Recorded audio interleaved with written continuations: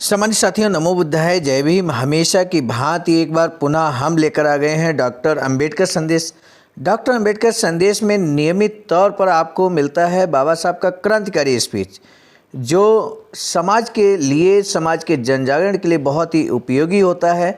साथ ही साथ बाबा साहब डॉक्टर अंबेडकर संपूर्ण वाङ्मय खंड, विभिन्न खंडों के जो बाबा साहब के स्पीचेज हैं, राइटिंग्स हैं, उनको एक एक कर क्रमशः हम लेकर आप तक आते रहते हैं।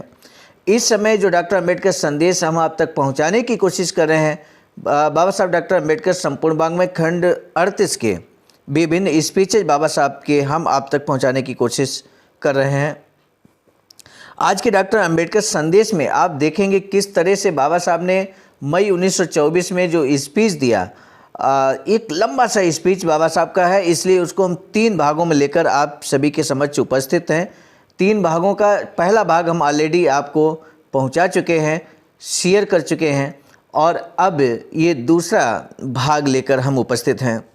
दूसरा भाग पूरा अंत तक जरूर देखिएगा, क्योंकि अस्पृश्यता के बारे में यदि आप जानना चाहते हैं कि विस्तार से अस्पृश्यता के विभिन्न पहलुओं को देखना चाहते हैं, गहन अध्ययन बाबा साहब ने किया और तब जाकर अस्पृश्यता के बारे में एक बड़ा सा स्पीच बाबा साहब ने दिया।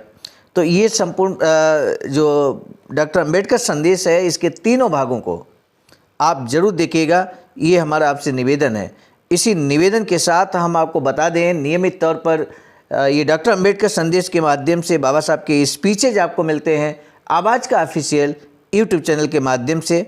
अब हम शुरू करेंगे आज का डॉक्टर अंबेडकर संदेश।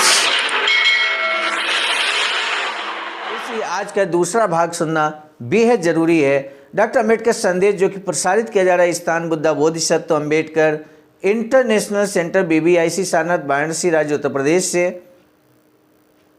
बाबा साहब डॉक्टर अंबेडकर संपूर्ण वाङ्मय खंड 38, और आज जो सेकेंड भाग है वो प्रश्न संख्या 17 से 20 तक का है, जो हम आप तक ला रहे हैं। और कल डॉक्टर अंबेडकर संदेश के माध्यम से तीसरा भाग लेकर हम जरूर आएंगे, और तब जाकर बाबा साहब का ये मई 1924 में जो बाबा साहब ने स्पीच दिया मुंबई प्रांतीय बहिष्कृत सम्मेलन में, बैरिस्टर अंबेडकर का भाषण हुआ। उन्होंने अपने भाषण में कहा, आपस में बेटी व्यवहार करने का कानून पास होकर 3 साल गुजर गए, लेकिन कहीं सुनाई देता है कि इस कानून का लाभ लेने की कोशिश की गई। इसका असली कारण ये है कि जाति भेद और अस्पृश्यता भिन्न शाखात्मक न होकर भावनात्मक है। बाबा साहब इस बात को कहते हैं कि ये भावनात्मक मुद्दा है, इस पे कानून लागू नहीं हो रहा है। यही कारण है कि इसलिए हमें यदि उसे खत्म करना है तो शाखाओं पर प्रहार न करते हुए नामों का उन्मूलन करने का अभियान चलाना चाहिए। मैंने कई बार विचार किया कि इस भावना को कैसे खत्म किया जा सकता है। सोच विचार करने के बाद मेरी पक्की राय बनी कि अस्पृश्यता और जाति भेद ये नाम में ही समाये हुए हैं।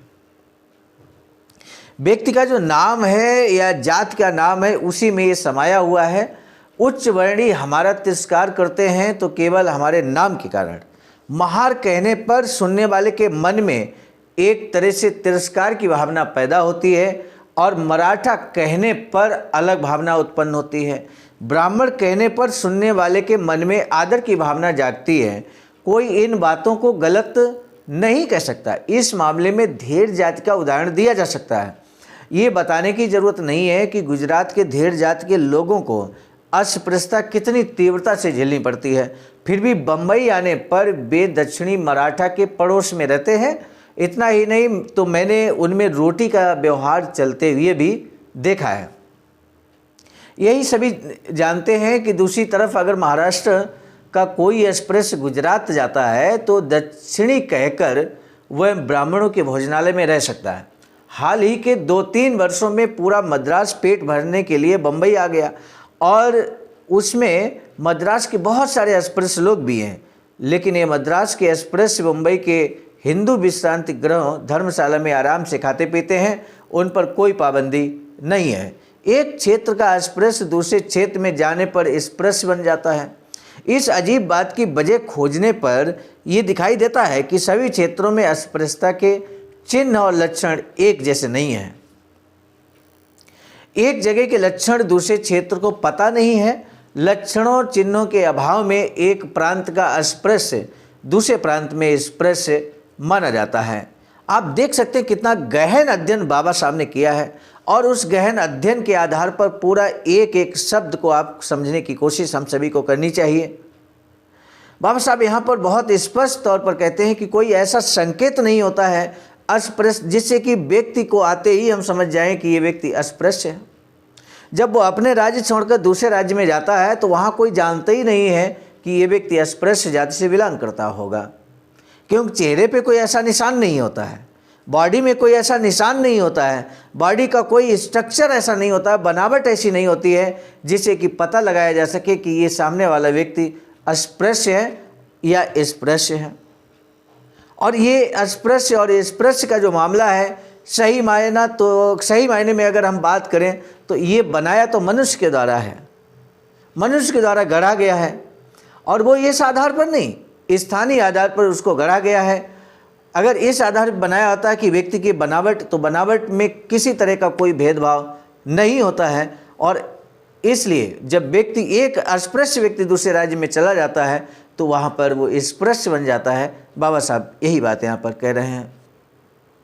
बाबा साहब कहते हैं कि मनुष्य या जाति के तौर पर वह अस्पृश्य नहीं है। समाज में यह एक परंपरा है कि एक खास तरह का नाम धारण करने वाले लोग अस्पृश्य माने जाते हैं, जिनके पास ये नाम नहीं है उन्हें स्पृश्य माना जाता है। वैसे अस्पृश्य आदमी की शारीरिक संरचना, चमड़ी, रूप रंग में स्पृश्य आदमी की तुलना में ऐसा अलग कुछ भी नहीं है कि पहली बार देखने पर जिस तरह से सिद्धि लोगों के यूरोपियनों से या इन दोनों को चीनी और जापानियों से अलग किया जाता है, उसी तरह अस्पृश्यों को स्पृश्यों से अलग किया जा सके। नाम के अलावा अस्पृश्यता की पहचान का और कोई चिन्ह नहीं है, इसलिए मेरी राय में नामांतरण करना उचित है। यहाँ तक नामांतरण का समर्थन करने वालों के साथ मेरी राय मिलती है, मगर मेरी समझ में नहीं आता कि मुंबई क्षेत्र के अस्पृश्य वर्ग को आदि हिंदू कहलाकर क्या हासिल होगा। बाबा साहब कहते हैं कि अस्पृश्यों को आदि हिंदू कहा जाए और बाद बाकी को हिंदू कहा जाए तो इससे क्या निष्कर्ष निकलेगा? तब फिर पूरा का पूरा आदि हिंदू ही अस्पृश्य माना जाएगा। मामला अस्पृश्यता की भावना से है, जो फीलिंग्स हैं व्यक्ति के अंदर वो तो समाप्त नहीं होंगी नाम बदलने से।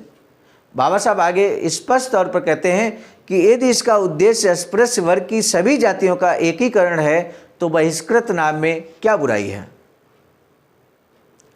अगर अस्पृश्यों को अलग नाम देना है, आदि हिंदू धर्म देना है, हिंदू आदि हिंदू कहना है, तो उसको हम, क्योंकि हिंदू धर्म से बहिष्कृत किया गया है तो उसको हम बहिष्कृत नाम दे सकते हैं, उसमें क्या बुराई है। आगे और बड़ी बात बाबा साहब कहते हैं, अंत तक वीडियो को जरूर देखिएगा। मुझे संदेह है कि इससे अच्छा दूसरा अर्थपूर्ण उपनाम दिया जा सकता है। यदि नई नीति का उद्देश्य यह है कि आदि नाम लगाने से अस्पृश्यता चली जाएगी तो ये केवल भ्रम है। कई बार महार चमार लोग शर्म के कारण किसी के पूछने पर बताते हैं कि मैं चोखा हूँ, मैं रोहिदास हूँ, मगर वे एक नाम के कारण जितने अस्पृश्य हैं उतने ही दूसरे नाम के कारण भी अस्पृश्य हैं। मद्रास में अस्पृश्य वर्ग अपने को आदि द्रविड़ कहता है, लेकिन इस कारण उनकी अस्पृश्यता जाने का कोई प्रमाण नहीं है। यह पूरी तरह से सही है कि अस्पृश्यता और जात भेद नाम में ही समाये हुए हैं और ये नाम खत्म किए बगैर चलेगा नहीं। केवल जातिवाचक नाम हम छोड़ दें तो उससे कुछ नहीं होगा। हमारे साथ सभी जाति के लोगों को अपने जातिवाचक नाम छोड़कर सभी को एक ही सर्वसाधारण नाम को अपनाना चाहिए। मेरी राय में सभी को स्वयं को केवल बौद्ध ही कहना चाहिए और जाति सूचक उपनाम निकाल देने चाहिए। कोई अपने आप को ब्राह्मण, मराठा, चमार, महार, मांग आदि न कहकर केवल बौद्ध कहे, इससे समाज में समता पैदा होने से एकता पैदा होगी। बाबा साहब यहाँ पर स्पष्ट तौर पर कहते हैं कि जो अस्पृश्य समाज है, जिसको हिंदू धर्म ने एक तरह से बहिष्कृत कर दिया है, उसे बौद्ध कहना चाहिए। और जब बौद्ध कहेगा तो बौद्ध धर्म ग्रहण करते ही, बौद्ध बनते ही वो पूरे अंतर्राष्ट्रीय स्तर पर जुड़ जाएगा, अंतर्राष्ट्रीय देशों के साथ जुड़ जाएगा और यहाँ पर बौद्ध के रूप में उसकी पहचान होगी। जब बौद्ध के रूप में पहचान होगी तो समता, स्वतंत्रता, न्याय और बंधुत्व, किसी तरह का जातिवाद, किसी तरह का जाति भेद बौद्ध धर्म में नहीं है। मानवता के आधार पर अगर कोई धर्म है तो बौद्ध धर्म है और इसलिए बाबा साहब यहाँ पर बौद्ध लिखने के लिए, कहने के लिए बोलते हैं। बौद्ध कहने से कोई किसी का तिरस्कार नहीं करेगा, कोई किसी को नीचा और कोई किसी को श्रेष्ठ नहीं मानेगा। इसके अलावा लोगों का एक दूसरे के प्रति सहानुभूति जाति पर आधारित नहीं होगी और समाज से अन्याय, अनेकता, संवेदनहीनता खत्म हो जाएगी। आज मराठा होने पर ही अन्य मराठे उसे सहानुभूति दिखाते हैं। इसी तरह ब्राह्मण के अलावा किसी और के प्रति सहानुभूति दिखाने को तैयार नहीं होता। लेकिन जहाँ सभी बौद्ध होंगे वहाँ सहानुभूति में कोई बाधा ही नहीं होगी। मुस्लिम समाज में दिखाई देने वाली एकता की वजह क्या है? यही है, उनमें मुसलमान होना काफ़ी है। मुसलमान से अगर आप पूछें, परिचय पूछें, तो वो अगर कह देता है कि हम मुस्लिम हैं तो बस उसके आगे नहीं आप पूछते हैं। जब हिंदू की बात आती है तो कोई व्यक्ति अगर कहता है कि हम हिंदू हैं तो वहाँ पर उसका परिचय पूरा नहीं होता है। जब तक उसका जाति का नाम नहीं जान लिया जाता तब तक परिचय पूरा नहीं होता है। और यही कारण है कि वहाँ पर अस्पृश्य समाज को बहिष्कृत कर दिया गया। बाबा साहब कहते हैं कि जो बहिष्कृत समाज है, अस्पृश्य समाज है, वो उसको बौद्ध लिखना चाहिए और बौद्ध बन जाना चाहिए। वह अपना हो गया, उनमें मुसलमान होना काफ़ी है, वह अपना हो गया।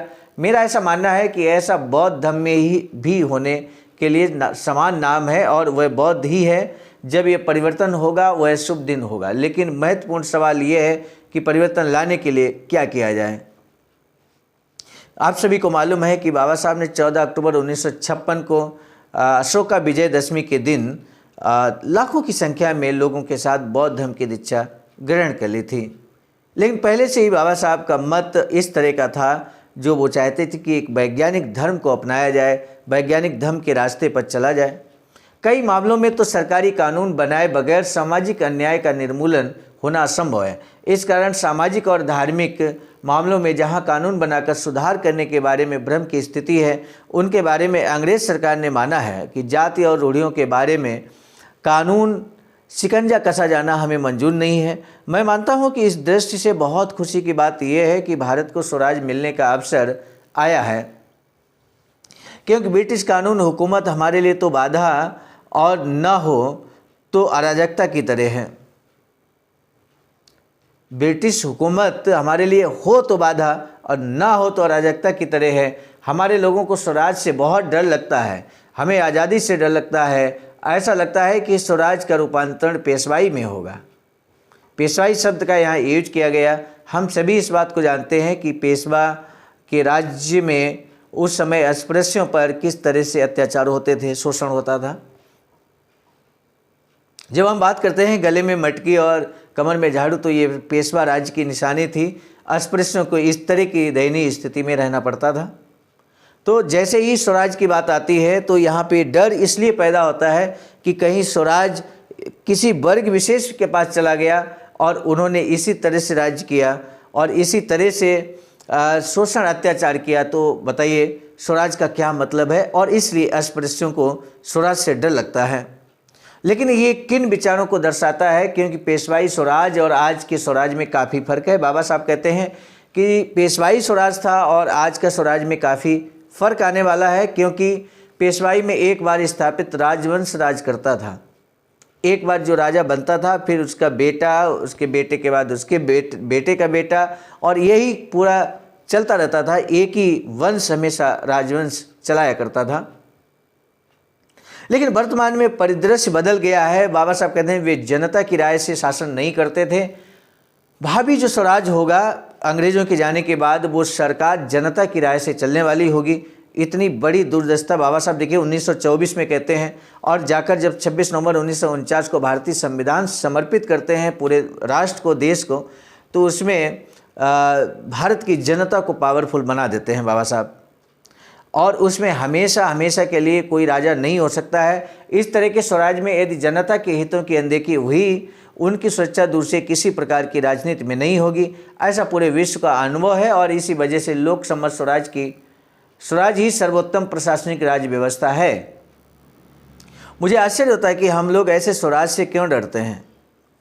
इसके विपरीत किसकी प्राप्ति, उसकी प्राप्ति के लिए हम ही प्रयत्न करें, ये बहुत ज़रूरी है।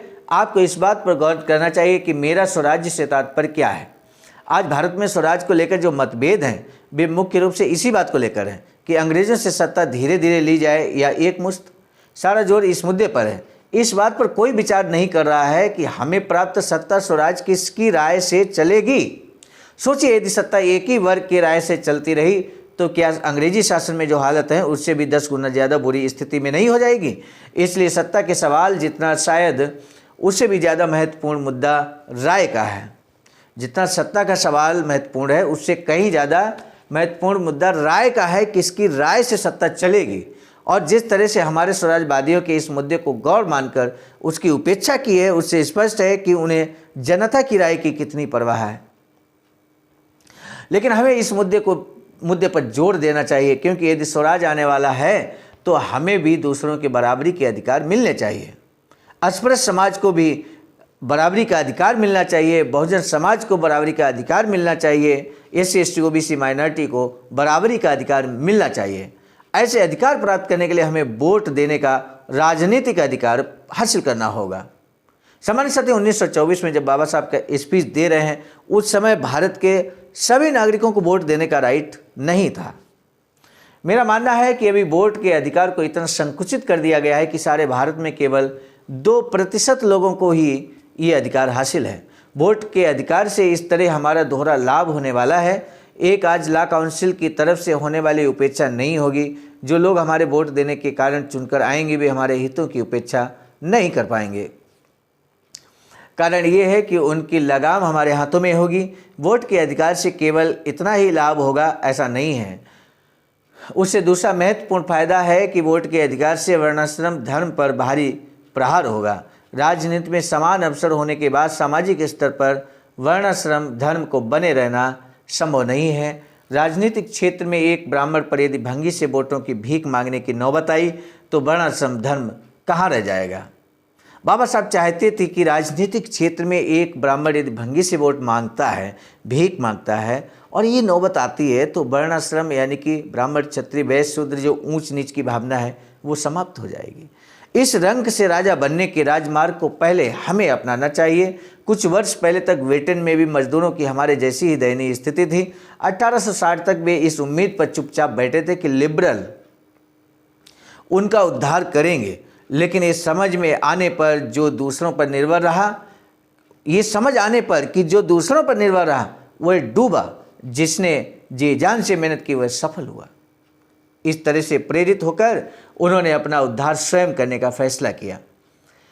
अपने इस काम के लिए उन्होंने वोट को महत्वपूर्ण स्थान दिया था और उस अधिकार को पाने के लिए अपनी सारी ताकत लगा दी।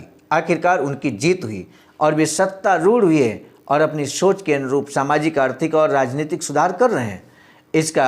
इसका मुख्य कारण यह है कि वोट का अधिकार बड़े पैमाने पर हासिल हुआ। यदि हमने इस ढंग से कोशिश की तो हम भी प्रगति कर सकते हैं। लेकिन हमें ये भूलना नहीं चाहिए कि जिस उद्देश्य को सामने रखते हैं उसके बुनियादी सिद्धांतों को अपने विरोधियों के सामने पेश कर देने से काम खत्म नहीं हो जाता। जिन लोगों को किन्हीं भीषण हालात से गुजरना पड़ता है वे लोग पहले सिद्धांत पर वाद विवाद करने लगते हैं। हर कोई ऐसा सैद्धांतिक विवाद करने लगता है कि क्या हम मनुष्य नहीं हैं, कुत्ते बिल्लियां क्या हमसे ज़्यादा श्रेष्ठ हैं। असल में इसमें गलत कुछ भी नहीं है, लेकिन कई लोगों को लगता है कि सिद्धांत बघार देने से हमारा काम हो गया और हम जीत गए। बाबा साहब कहते हैं कि समस्या रख देने से समस्या का हल नहीं होगा। कोई भी समस्या हमने रख दी, शासन के समझ, विभाग के समझ, तो वो समस्या का समाधान नहीं है। सिर्फ सिद्धांत बता देना समस्या का समाधान नहीं है। बाबा साहब कहते हैं कि हम यही गलतफहमी में रहते हैं कि हमने किसी समस्या को लेकर किसी को ज्ञापन दे दिया, धरना प्रदर्शन कर दिया। जब तक हम समस्या का समाधान नहीं हो जाता और तब तक हम लगातार संघर्ष नहीं करते, जब तक कि हम सफलता ना प्राप्त कर लें।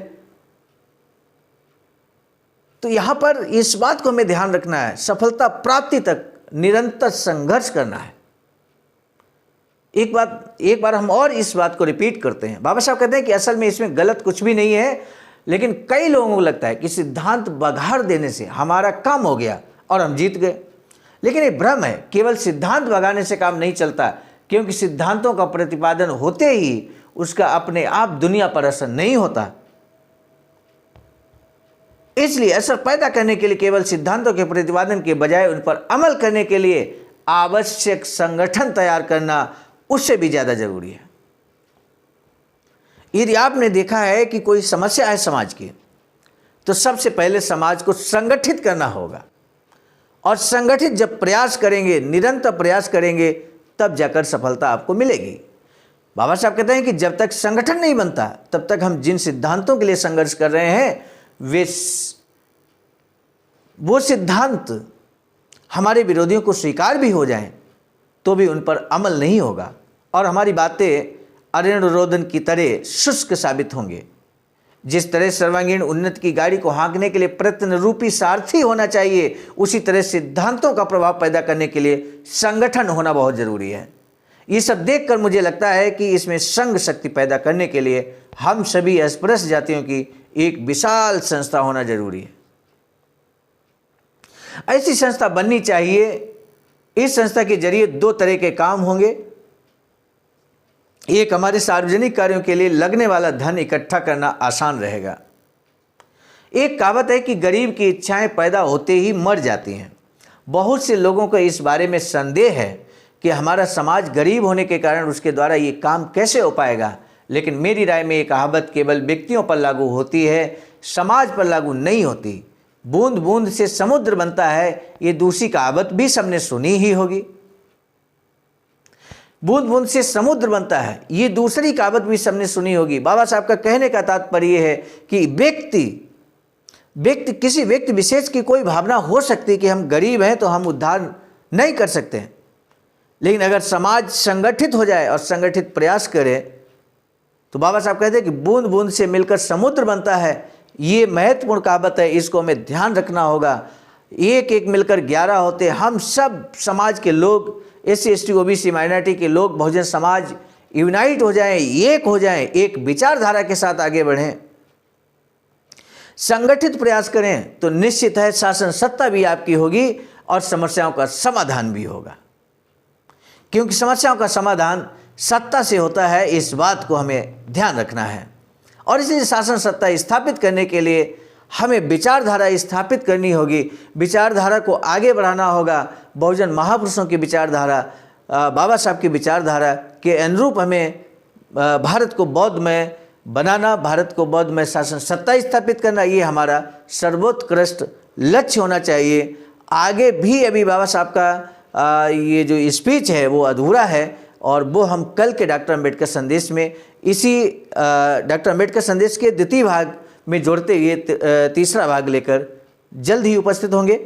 सामान्य साथियों, आज का डॉक्टर अम्बेडकर संदेश कैसा लगा ये जरूर बताइए कमेंट बॉक्स में जाकर। पुनः मिलेंगे नए डॉक्टर अम्बेडकर संदेश के साथ, लेकिन हम आपको बता दें आज का डॉक्टर अम्बेडकर संदेश का जो दूसरा भाग है वो हम लेकर आए थे मिशन नायक बुद्ध मित्र मुसाफिर सर, राष्ट्रीय महासचिव आवाज का नई दिल्ली की प्रेरणा में। साथ ही साथ विजय कुमार बौद्ध जी प्रांतीय कोषाध्यक्ष आवाज का बिहार, जो कि संकलनकर्ता के रूप में लगातार इस डॉक्टर अम्बेडकर संदेश को संकलित कर रहे हैं और सोशल मीडिया के जरिए हम तक पहुंचा रहे हैं। आपका साधुवाद व्यक्त करते हुए पुनः मिलेंगे नए डॉक्टर अम्बेडकर संदेश के साथ। मैं हूं सर्वजित आर्य, राष्ट्रीय कोषाध्यक्ष आवाज का, नई दिल्ली। सादर नमो बुद्धाय, जय भीम।